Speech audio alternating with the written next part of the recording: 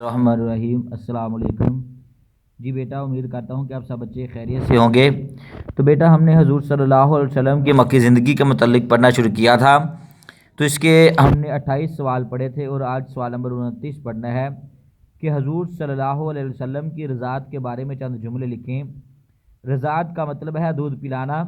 مکے کے لوگ اپنے بچوں کو دیہات کی کھلی فضا میں پرورش پانے اور خالص عربی زبان سیکھنے کے لیے بھیجا کرتے تھے۔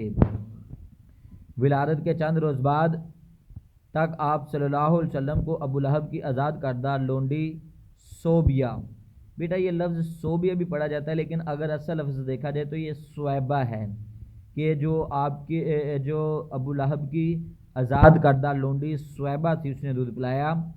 پھر مکہ شہر کے دستور کے مطابق آپ کو بنی سعد کی ایک خاتون حلیمہ سعدیہ کے سپرد کر دیا گیا، جنہوں نے آپ صلی اللہ علیہ وسلم کو دودھ پلایا۔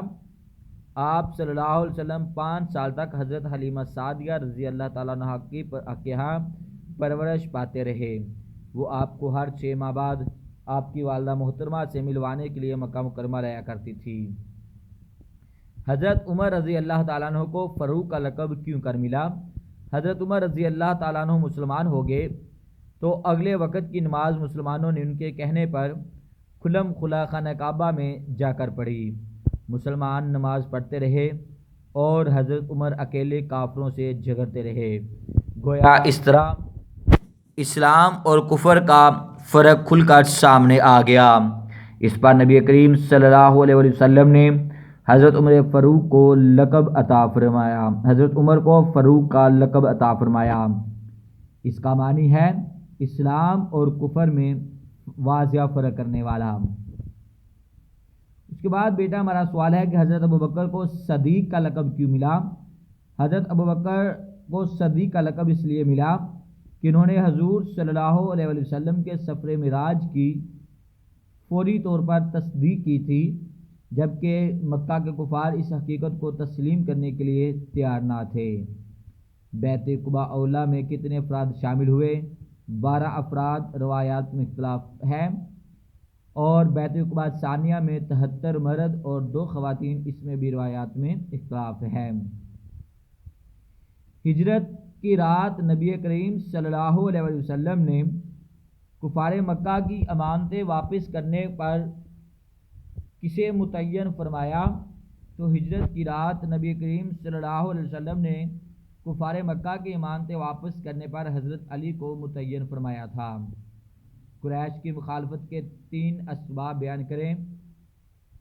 بت پرستی کی پختہ عادت۔ قریش برسوں سے بت پرستی کے عادی بن چکے تھے، اس لیے ان کے لیے اس فعل بد کو ترک کرنا مشکل تھا۔ پھر ان کے آباء و اجداد بھی ایسے ہی کرتے چلے آ رہے تھے، اس لیے وہ اسلام کے مخالف بن گئے۔ اس کی دوسری بڑی وجہ قبلہ کا مسئلہ تھا۔ ابتدا میں مسلمانوں کا قبلہ بیت المقدس تھا، اس سے اہل مکہ کو گمان ہوا کہ شاید حضور صلی اللہ علیہ وسلم عیسائیت کو رواج دے رہے ہیں۔ قریش عیسائیوں کے سخت مخالف تھے، اس لیے وہ مسلمانوں کے بھی خلاف ہو گئے۔ اور اس کی تیسری بڑی وجہ معاشی حالت کمزور ہونے کا خدشہ۔ قریش مکہ کعبہ کے متولی تھے، بیت اللہ پر جو نذرانے چڑھائے جاتے وہ ان کی آمدنی کا بڑا ذریعہ تھے۔ انہیں خدشہ تھا کہ اسلام کے غالب آنے پر ان کی یہ آمدنی ختم ہو جائے گی، اس لیے وہ اسلام کو دبا دینا چاہتے تھے۔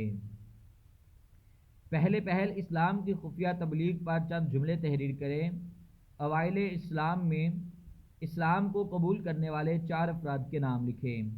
پہلی وحی کے 3 ماہ بعد آپ پر دوسری وحی نازل ہوئی، جس میں آپ کو حکم ہوا، بیٹا یہاں پر تھوڑا سا اختلاف ہے کہ 6 ماہ بعد جو تھا دوسری وحی نازل ہوئی تھی، جس میں آپ کو حکم ہوا کہ آپ اپنی قوم کو ڈرائیں، اپنے رب کی برائی بیان کریں اور لوگوں کو بت پرستی سے منع فرمائیں۔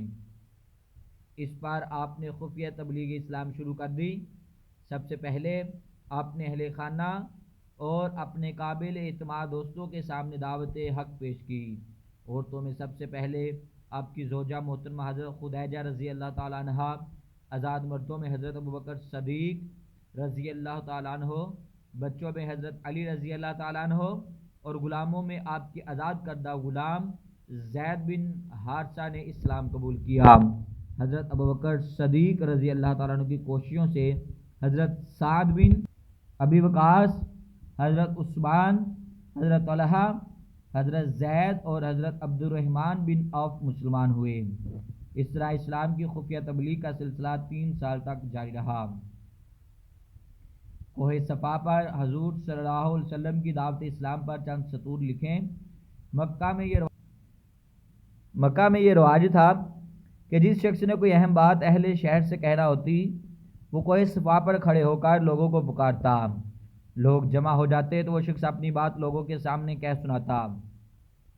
اس حوالے سے آپ نے بھی اہل مکہ کو ایک روز کوہ صفا کے دامن میں اکٹھا کیا اور ان سے یوں مخاطب ہوئے، اگر میں تم سے کہوں کہ اس پہاڑ کے پیچھے سے ایک لشکر آ رہا ہے تو کیا میری بات پر یقین کر لو گے؟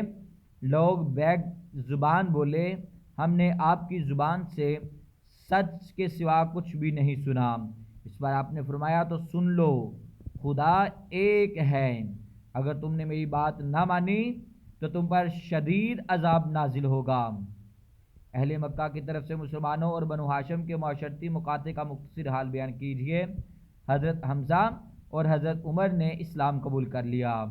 حبشہ سے کفار مکہ کے سفارت کا ناکام لوٹ آئی اور مسلمانوں کی تعداد میں مسلسل اضافہ ہونے لگا، تو رد عمل کے طور پر کفار نے مسلمانوں اور بنو ہاشم کا معاشرتی مقاطع یعنی بائیکاٹ کرنے کا منصوبہ بنایا۔ انہوں نے آپس میں یہ شرائط طے کی، جب تک بنو ہاشم محمد صلی اللہ علیہ وسلم کو قتل کرنے کے لیے ان کے حوالے نہ کریں، ان کا معاشرتی مقاطع کیا جائے، بنو ہاشم کے ساتھ شادی بیاہ کے تعلقات منقطع کر لیے جائیں، ان کے ساتھ خرید و فروخت بند کر دی جائے، ان کے پاس کھانے پینے کی اشیاء نہ بھیجی جائیں۔ یہ معاہدہ منصور بن اکرمہ نے لکھا اور اسے دیوار کعبہ پر لٹکا دیا تاکہ سب لوگ اس سے واقف ہو سکیں۔ حضور صلی اللہ علیہ وسلم کے سفر طائف پر چند سطور تحریر کیجیے۔